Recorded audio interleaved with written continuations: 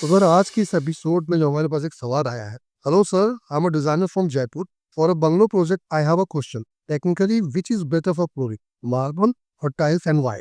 Marble is known for its elegance, sophistication. Tile की बात आती है तो वैरायटी, इतनी वैरायटी शायद टाइल्स में है, शायद ही किसी और फ्लोरिंग में हो। Different categories for different usage end of course एक अफोर्डेबिलिटी का भी फैक्टर है। तो ये बड़ा नेचुरल सा एक सवाल है और ये राजस्थान से है, आपने बताया जी। तो वहाँ तो नेचुरल स्टोन की तो भरमार है। ये सवाल हालांकि सभी का होता है जी, tile versus marble. Let us keep aside bungalow, marble and tiles. Let's talk about floor. Floor में आपको क्या लगता है, क्या एक्सपेक्टेशंस होते हैं आपके? ये आप उससे पूछ रहे हैं। आपसे पूछ रहे हैं तो आपको क्या लगता है कि जब फ्लोरिंग की हम बात करते हैं तो कौन से कंसर्न्स हैं आपके मन में फ्लोरिंग में, जो लगभग सभी के मन में होते तो सर मुझे लगता है फ्लोरिंग में तो सबसे पहले ड्यूरेबिलिटी आती है। हैं? बिल्कुल, ड्यूरेबिलिटी आती है क्योंकि हम चाहते हैं कि वो टूटे नहीं। वैसे कई बार हम टूटे हुए टाइल या फ्लोर किसी भी मटेरियल की देखी होगी, तो उसके अलावा कुछ और कंसर्न हो सकता है। और आई थिंक स्क्रैच ना है उसके ऊपर। हाँ, किसे थे, इसे हाँ, क्योंकि अक्सर आपने देखा होगा कि चाहे वो मार्बल हो या कई जगह टाइल भी एक टाइम के बाद घिस जाता है ना। भले ही वो टूटा नहीं, लेकिन अगर वो घिस गया, उसमें स्क्रैचेस आ गए तो खराब लगता है, एस्थेटिकली भी खराब लगता है। इसके अलावा कुछ और आपको लगता है कंसर्न होगा फ्लोरिंग के बारे में? देखिए मैं क्या कर रहा हूँ, सभी के कंसर्न्स होते हैं फ्लोरिंग के, जी, उनको एक बार डिसाइड कर लेते हैं कि ये कंसर्न है जी। इसके बाद वो जो आप क्राइटेरिया कह लीजिए, उन क्राइटेरिया में हम मार्बल को रखेंगे और टाइल को रखेंगे। जिसका स्कोर ज्यादा होगा, जाहिर सी बात है वही सवाल का जवाब। राइट, तो स्ट्रेंथ की बात हो गई है और हमारी बात हो गई स्क्रैच की, है जैसे स्क्रैचेस नहीं आना चाहिए। तीसरा कुछ और दिमाग में आता है फ्लोरिंग में? आई थिंक चलने पे स्लिप ना करे। स्लिप ना करे, सेफ्टी का इशू। सेफ्टी का सब। ठीक है, अभी तक हमारे 3 आपके कंसर्न है, चौथा कोई कंसर्न है? और वो ब्यूटीफुल लगे घर में लगने के बाद। 80-90% टाइम तो हमारा जो मेन ऑब्जेक्टिव होता है कि पूरा घर सुंदर लगे, क्योंकि फ्लोर एक एक्सपोज्ड एरिया है और उसकी सुंदरता बहुत मैटर करती है। So aesthetically it must be appealing, it must be very strong, it should have high scratch resistance जी, it should have sufficient slip resistance. इसके अलावा इसके अलावा तो सर एक ही चीज बची है, that is cost effectiveness, budget. ठीक है, उसके अलावा भी एक बहुत इंपॉर्टेंट पॉइंट है, वो है मेंटेनेंस से रिलेटेड।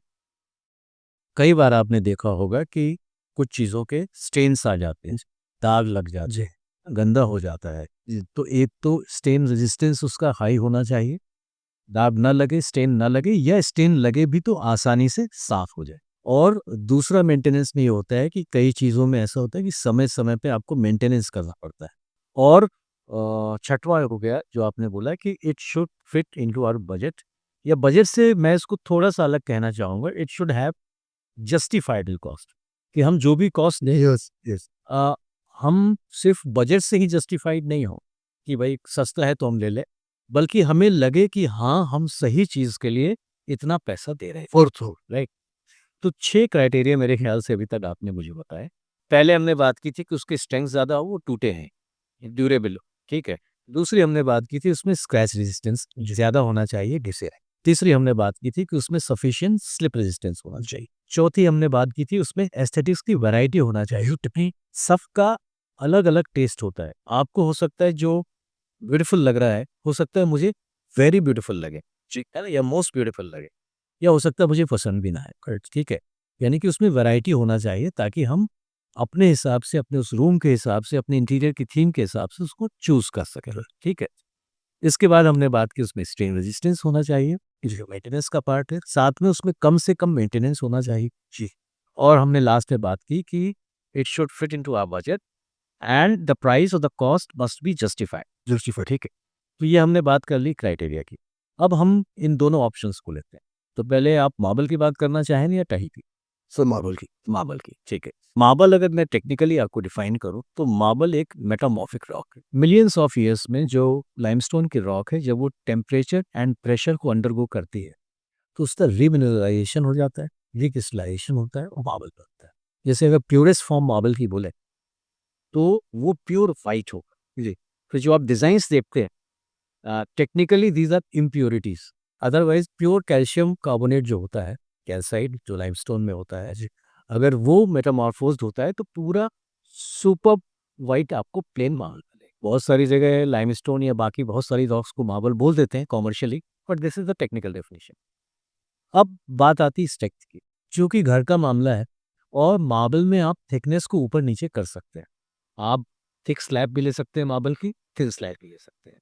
तो जो ब्रेकिंग स्ट्रेंथ की अगर मैं बात करूं, टूटे नहीं, ठीक है, या इम्पैक्ट रेजिस्टेंस की बात करूं, कुछ गिरे तो टूटे नहीं, मार्बल में ऐसा कोई इश्यू नहीं है। बिकॉज अगर आपको लगता भी है कि भाई इसका ब्रेकिंग स्ट्रेंथ या इसका फ्लेक्सुरल स्ट्रेंथ, ठीक है, या बेंडिंग स्ट्रेंथ, उसको आप थिकनेस से कंट्रोल कर सकते हैं। यानी कि मार्बल में ड्यूरेबिलिटी का, टूटने फटने का कोई इश्यू नहीं है जिलेज में, दिस कैन बी कंट्रोल। दूसरा इश्यू हमने बात की थी कि उसमें स्क्रैच ना आए। जो चीज़ ज़्यादा हार्ड होगी जी।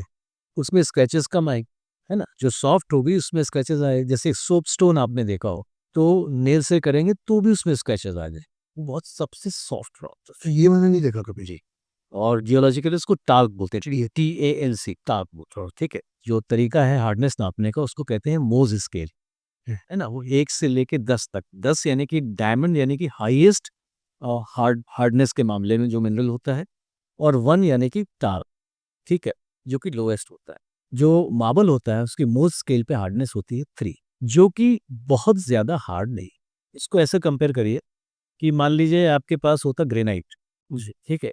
तो ग्रेनाइट का मिनरल्स क्या है कि उसमें क्वार्ट्ज है और फेल्सपार, दोनों मिनरल काफ़ी हार्ड है। उसका स्क्रैच हार्डनेस 6 टू 7 के बीच में होता है और मार्बल का 3 के आसपास होता है, तो वो घिस जाता है। रेजिडेंशियल एनवायरनमेंट में ज़्यादा इशू नहीं है, बट आपने खुद भी देखा होगा कि जो कमर्शियल प्लेसेस है, होटल्स है, उसमें समय-समय पे रीपॉलिश क्वेश्चन करते हैं। है ना?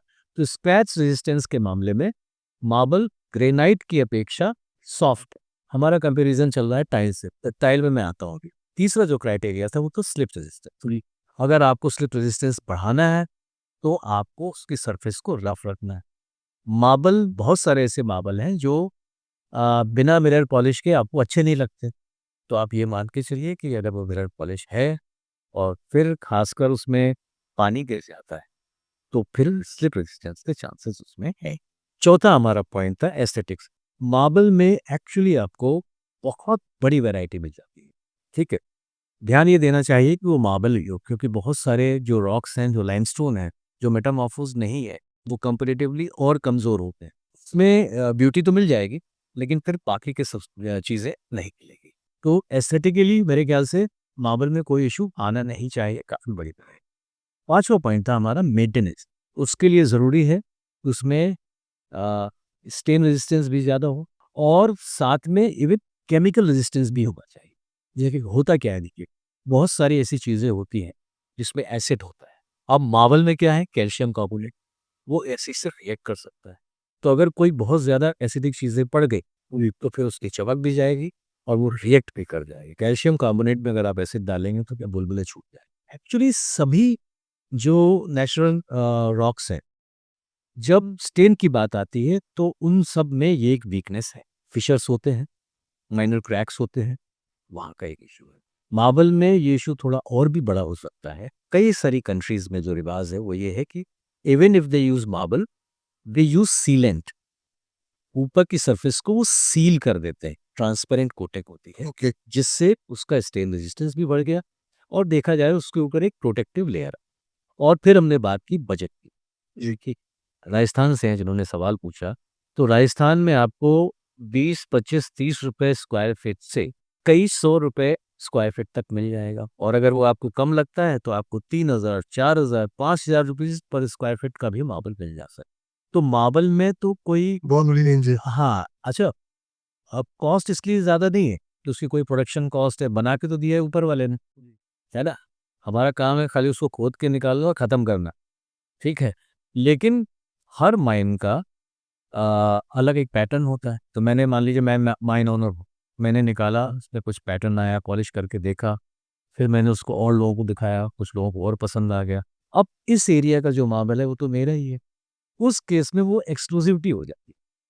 तो मेरा मार्बल है, मैं डिसाइड करूँगा कि भाई मुझे कितना प्रॉफिट लेके या कहाँ तक बिक सकता है, धंधे का उसूल होता है, मैक्सिमाइजेशन ऑन प्रॉफिट लोग करते हैं, ठीक है।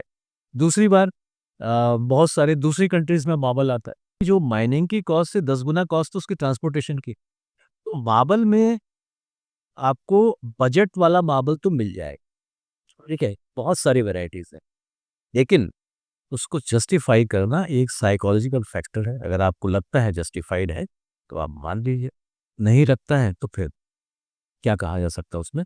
Now let's prioritise. जैसे हमने मार्बल के लिए बड़ी आसानी से पांचों छह चीजों के बारे में बात कर दी। मुसीबत यह है कि टाइल के बारे में मैं कैसे बात करूं कि विच टाइप ऑफ टाइल। इतनी तरह के टाइल, इतनी डिफरेंट कैरेक्टरिस्टिक्स के टाइल, जो कि मैं कौन से टाइल से तुलना करूं? तो जो लोग अगर कंपेयर कर भी रहे हैं तो वो दिमाग में शायद कोई एक पर्टिकुलर टाइल को लेके चल रहे हो। तो हमारे पास ऐसे भी टायर हैं जो सिर्फ वॉल पे चल सकते हैं, यानी कि अगर आप फ्लोर पे लगा देंगे चलेंगे तो वो पापड़ जैसे टूट जाएंगे। और हमारे पास ऐसे भी टाइल आते हैं जिनको आप ओपन गार्डन एरिया में भी अगर आप यूज करेंगे कोई फर्क नहीं पड़ता। तो टाइल में आपको सभी वैरायटी मिल जाएंगी, depending upon your usage condition you can get tiles. Next था हमारा स्क्रैच रेजिस्टेंस। यहाँ पे भी वही बात आ जाती है, स्क्रैच रेजिस्टेंट टाइल भी मिलेंगे, हाईली स्क्रैच रेजिस्टेंट टाइल भी मिलेंगे और लो स्क्रैच रेजिस्टेंट टाइल भी मिलेंगे। स्क्रैच रेजिस्टेंस का भी कोई इशू नहीं है, provided you have chosen the tile, ठीक है। तीसरा हमारा पॉइंट था स्लिप रेजिस्टेंस। यहाँ पे भी वही बात आती है, बहुत सारे लोग बाय मिस्टेक या इग्नोरेंस में ऐसे टाइल इवन बाथरूम में लगा लेते हैं जो स्लिप कर जाते हैं। ऐसी भी कुछ टाइल्स है, कुछ कंपनीज बनाती है, जो अगर आप स्लोप में भी लगा दें तो भी उसका स्लिप रेजिस्टेंस है। R10, R11, R12। मेरे ख्याल से इस बारे में मैंने एक पिछले पॉडकास्ट में बात की है, यस, सो डिटेल में उसमें बताया है। तो स्लिप रेजिस्टेंस का भी इशू नहीं है, provided you don't choose wrong tile. और अगर थंब रूल की बात करूं तो अगर आप बहुत ग्लॉसी टाइल नहीं लेते हैं, आप मैट टाइल लीजिए, एंटी स्किड टाइल लीजिए, तो उसमें स्लिप रेजिस्टेंस का इशू नहीं। अब बात आ जाती है एस्थेटिक्स की। तो टाइल, जैसा मैं कह रहा था, दुनिया में शायद एक ऐसा इंटीरियर प्रोडक्ट है फ्लोरिंग के लिए जितनी वैरायटी किसी और दूसरे मटेरियल में है ही नहीं available. And I am talking about modern day tiles. You think a theme and there is a tile to fit into your theme. अगला पॉइंट हमने बात किया था मेंटेनेंस का। तो मेंटेनेंस में हमने बात की थी स्टेन रेजिस्टेंस की, ठीक है। तो टाइल का स्टेन रेजिस्टेंस मार्बल से बहुत बेटर है। भाई देखिए, दो तरह की मेनली टाइल आते हैं, या तो उसमें ग्लेज होगा या तो उसमें ग्लेज नहीं, ठीक है। ग्लेज है तो ग्लेज क्या होता है? Glaze means a layer of glass. हाँ, जो पॉलिश टाइल्स होते हैं, चाहे वो ग्लेज्ड हो या अनग्लेज्ड हो, कई बार उनमें स्टेन का इश्यू आ सकता है, बट मार्बल की अपेक्षा बहुत ही नेग्लिजिबल होता है वो, लेकिन वो आता है। और आजकल जो जितने भी टाइल मैन्युफैक्चरर्स हैं, वो एक तरह से स्टेन रेजिस्टेंस की कोटिंग करके देते हैं। कुछ लोग उसे नैनो कोटिंग का नाम देते हैं, कुछ लोग उसे स्टेन फ्री कोटिंग का नाम देते हैं। मैं ये नहीं कहूँगा कि ये हर परिस्थिति में लाइफ लॉन्ग है, लेकिन रेजिडेंशियल एनवायरनमेंट में ये काफ़ी दिनों तक एक्टिव रहती है। और उसके बाद भी स्टेन रेजिस्टेंस का प्रॉब्लम जो है, जो रिलेटिव है, मार्बल की अपेक्षा tiles are much more stain resistant.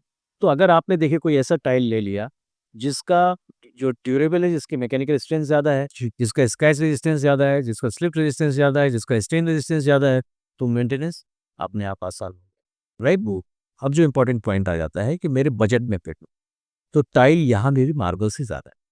30-35 रुपए, 30-35 रुपीज़ पर स्क्वायर फीट से लेकर 350 रुपीज़ के बीच। और खासकर अगर मैं आपको बताऊं कि 50-60 रुपीज़ से लेके 120 या 130 रुपीज़ के बीच में आपको एक बेहतरीन थीमेटिक, आपके काम का, आपके यूसेज एनवायरनमेंट को सूट करने वाला, durable, scratch resistant, stain resistant tile मिल जाएगा in huge variety. If you can choose the right tile, वो आपको ज्यादा वेटेज मिलेगा टाइल में। लेकिन मार्बल की जो पोजीशनिंग है वो इधर है, लग्जरी। हाँ, तो वो अगर है, टाइल देखो, टाइल के साथ सबसे बड़ा एक ये भी है कि जो चीज़ कॉमन हो जाती है फिर हमें पसंद नहीं है। तो ये तो सब लगाते हैं, ह्यूमन नेचर है ना। जब टाइल एक लग्जरी होता था तभी सब नेचुरल स्टोन लगाते थे। तो टाइल हमने इंग्लैंड से मंगाया है, हमने बेल्जियम से मंगाए, इस तमाम बातें होती। अब टाइल तो मोरबी भी मिल जाता है, बट मेरा ये कहना है कि फ्लोरिंग में देखिए एस्थेटिक्स के अलावा फंक्शनैलिटी भी इम्पॉर्टेंट है, ड्यूरेबिलिटी भी इम्पॉर्टेंट है। और अगर आप टेक्निकली सही जाना चाहते हैं, तो अगर आपका पैसा बचता भी है टाइल में, उसको कहीं और यूज़ कर लीजिए। But go for technically right material. लेकिन अगर आप मार्बल लगाना चाहते हैं, तो टेक्निकल, चूँकि आपने पूछा था तो मैंने टेक्निकल जवाब दिया। आप अगर मार्बल लगाना चाहते हैं तो आप 2 ही चीज़ें इंश्योर करिए कि वो वाक़ई में मार्बल, आप कहीं से लाइमस्टोन या कहीं इस तरह की चीज़ें ना उठा लाएँ, बिकॉज़ उसका केमिकल रेजिस्टेंस भी बहुत कम होगा, उसका स्क्रैच रेजिस्टेंस भी कॉम्प्रोमाइज़ होगा, है ना? तो ये तमाम तरह की प्रॉब्लम आ सकती हैं। बाकी मार्बल लगाइए बिकॉज़ घर के एनवायरनमेंट में कोई दिक्कत नहीं है अनटिल अनलेस कि आपके यहाँ दरबार बुला रहता हो। और और दूसरी बात है, मार्बल को अगर बचाना भी है ना, तो कोशिश करें कि उसमें सैंड ना जा पाए। सैंड काफ़ी हार्ड सब्सटेंस होती है, और जो रगड़ जब उसकी सैंड की मार्बल की होती है, तब ज़्यादा प्रॉब्लम आती है। तो अगर वो आपने फ़िल्टर आउट कर दिया, तो आप मानिए कि आपका स्क्रैच रेजिस्टेंस फ्लोर जो है, ज़्यादा दिनों तक मेंटेन। So that's all. मेरे ख्याल से सवाल छोटा-सा था, जवाब अगर लंबा हो गया हो तो मैं क्षमा चाहता हूँ।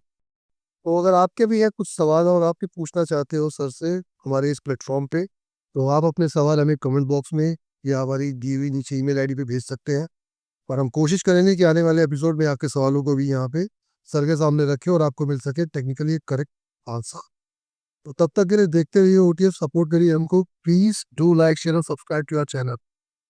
मेरा एक और रिक्वेस्ट है कि सिमिलर सवाल कई सारे प्लेटफ़ॉर्म में आते हैं। जी। और we are trying, this initiative is all about creating awareness in both flooring and both building material. तो हो सके तो आप इन पॉडकास्ट को या इन क्वेश्चंस को या आंसर्स को अगर आप शेयर करेंगे और लोगों के साथ, तो ये काफ़ी बड़ा हेल्प होगा हमारा, और I am be very thankful. So thank you so much once again. मिलते हैं एक नए पॉडकास्ट में अगली बार एक नए सवाल के साथ में। तब तक के लिए thank you so much. Keep watching. Thank you Adesh, thank you audience, thank you.